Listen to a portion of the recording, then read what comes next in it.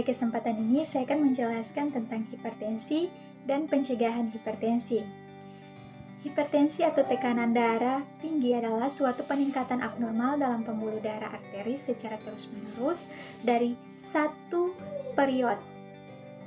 Hipertensi juga didefinisikan sebagai tekanan darah sistolik 140 mmHg dan tekanan darah diastolik 90 mmHg.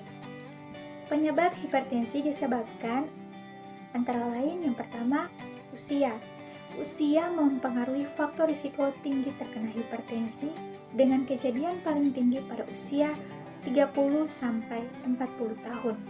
Tingginya hipertensi sejalan dengan bertambahnya usia yang disebabkan oleh perubahan struktur pada pembuluh darah besar sehingga lumen menjadi sempit dan dinding pembuluh darah menjadi kaku. Sebagai akibatnya terjadi peningkatan tekanan darah sistolik. Yang kedua, merokok. Risiko terkena hipertensi dihubungkan dengan jumlah merokok dan lamanya merokok. Zat-zat kimia beracun seperti nikotin dan karbon monoksida yang diisap melalui rokok yang masuk ke dalam darah dapat merusak lapisan endotel pembuluh darah arteri yang mengakibatkan proses arteriosklorosis dan tekanan darah tinggi. Yang ketiga, stres pekerjaan. Hubungan antara stres dengan hipertensi diduga melalui aktivitas saraf simpatis. Apabila stres berkepanjangan, dapat mengakibatkan tekanan darah menetap tinggi. Yang keempat, asupan garam. Konsumsi garam memiliki efek langsung terhadap tekanan darah. Terdapat bukti bahwa mereka yang memiliki kecenderungan menderita hipertensi secara keturunan memiliki kemampuan yang lebih rendah untuk mengeluarkan garam dari dalam tubuhnya. Yang kelima, obesitas. Obesitas merupakan penumpukan lemak yang berlebihan akibat ketidakmampuan asupan energi dengan energi yang digunakan sehingga dapat memicu risiko terkena hipertensi. Hipertensi tidak menimbulkan gejala yang jelas dan tidak disadari kehadirannya.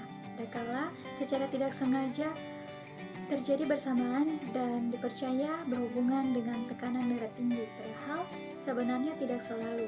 Gejala yang dimaksud adalah sakit kepala, kelelahan, mimisan, wajah kemerahan.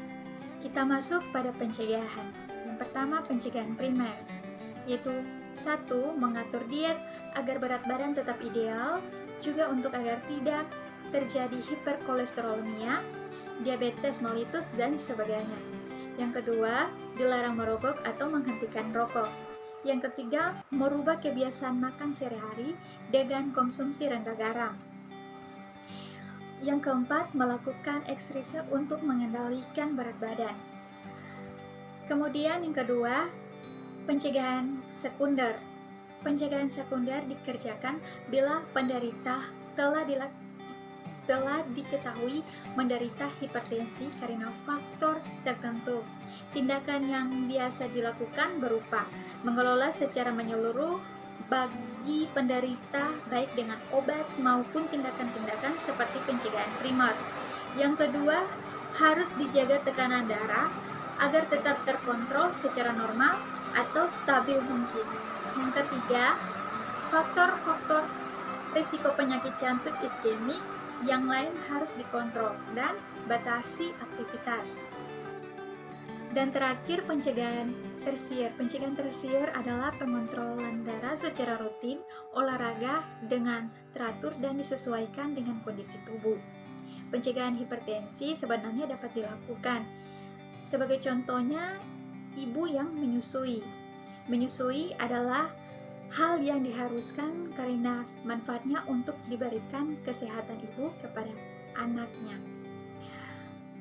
Hal ini telah dibuktikan ibu yang menyusui anaknya hanya sedikit yang menderita gangguan kardiovaskuler, termasuk hipertensi, daripada wanita-wanita yang tidak menyusui anaknya, yang baik dalam jangka pendek dan panjang. Dengan demikian, menyusui membawa pengaruh positif terhadap kesehatan selama semua tahap kehidupan. Pencegahan hipertensi juga bisa dilakukan dengan latihan aerobik karena dapat menurunkan tekanan darah 5-7 mmHg pada orang dewasa dengan hipertensi. Direkomendasikan agar berolahraga dengan frekuensi 3-4 hari per minggu selama minimal 2 minggu pada orang dewasa dengan hipertensi.